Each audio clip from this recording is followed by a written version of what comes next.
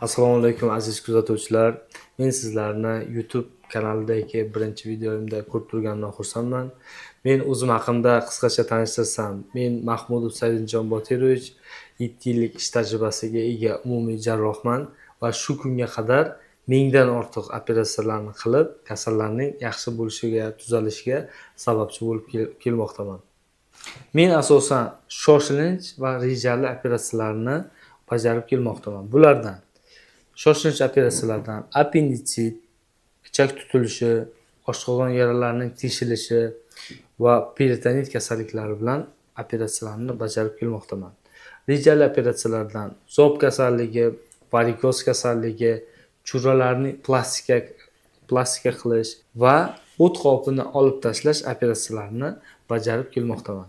Bugun sizlar bilan xalqimiz orasida ko'p uchraydigan muammolardan biri, ya'ni zob kasalligi haqida gaplashamiz. Zob kasalligi qanday paydo bo'ladi? Ularga olib keluvchi sabablar, zob kasalligini qanday belgilari bor va u kasallikni qanday davolash haqida sizlarga tushuncha berib o'tmoqchiman. Zob kasalligi nima va u qanday paydo bo'ladi?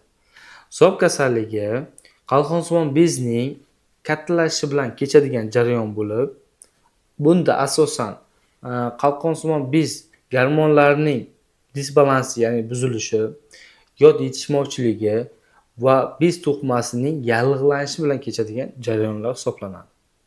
Bu kasallikni 5 xil turi bor. Bunda, ya'ni euteroz holatda, ya'ni qalqonsimon bez kattalashadi, lekin gormonlar normada saqlanadi. Gipotireoz. Bunda gormonlarimiz pastga tushib ketadi, ya'ni norma chegarasidan pastlashadi, qalqonsimon bez kattalashadi. Gipotireoz holatimizda esa ham gormonlar yuqori bo'ladi, ham qalqonsimon bezning hajmi kattalashadi. Va keyingi turimiz tugunli buqoq. Tugunli buqoqda qalqonsimon bez to'qimasida tugunlar paydo bo'ladi. Oxirgi turimiz, ya'ni 5-turi, bu diffuzniy buqoq, ya'ni diffuzniy zob deyiladi. Bu turimizda qalqonsimon bez hajmi teng barobariga o'ng bo'lak, chap bo'lak va bo'yincha qismi kattalashishi bilan kechadi.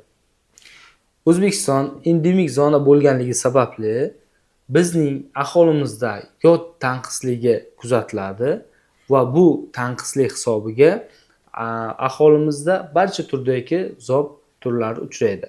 Bulardan ko'proq gipotireoz, ya'ni qalqonsimon bez funksiyasining pasayib, gormonlarimiz yetishmovchiligi kuzatiladi. T3, T4 gormonlarimiz pasayib ketadi, chunki organizmga yodning kirishi kamligi sababli. Ko'p aholimiz bilmaydi ularda zob borligi. Ya'ni bu gormonlarni tekshirib ko'rganimizda qalqonsimon bez gormonlari past chiqadi va noto'g'ri vazn olish holatlari kuzatiladi. Zob kasalligining klinik belgilari.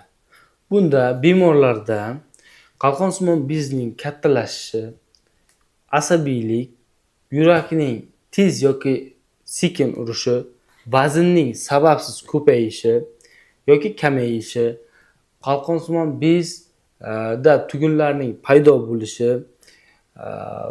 nafas qisilishi yoki bo'g'ilishi holatlari, asabiylashish, qo'l titrashi, soch to'kilishi kabi belgilar kuzatiladi. Zob kasalligini qanday aniqlaymiz? Zob kasalligini birinchi palpatsiya qilib qo'l bilan aniqlasa bo'ladi. Ultratovush yordamida UZI qilib aniqlasa bo'ladi.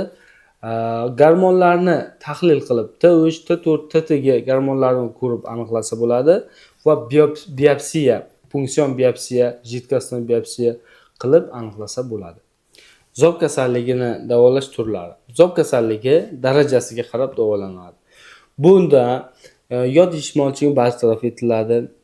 Gormonlar T3, T4, T2 gormonlarimiz normallashtiriladi. Radioaktiv yod moddalari bilan davolaniladi va foyda qilmaganda operativ yo'l bilan davolaniladi. Qalqonsimon bezni qachon va qaysi darajaga yetganda operatsiya qilinadi?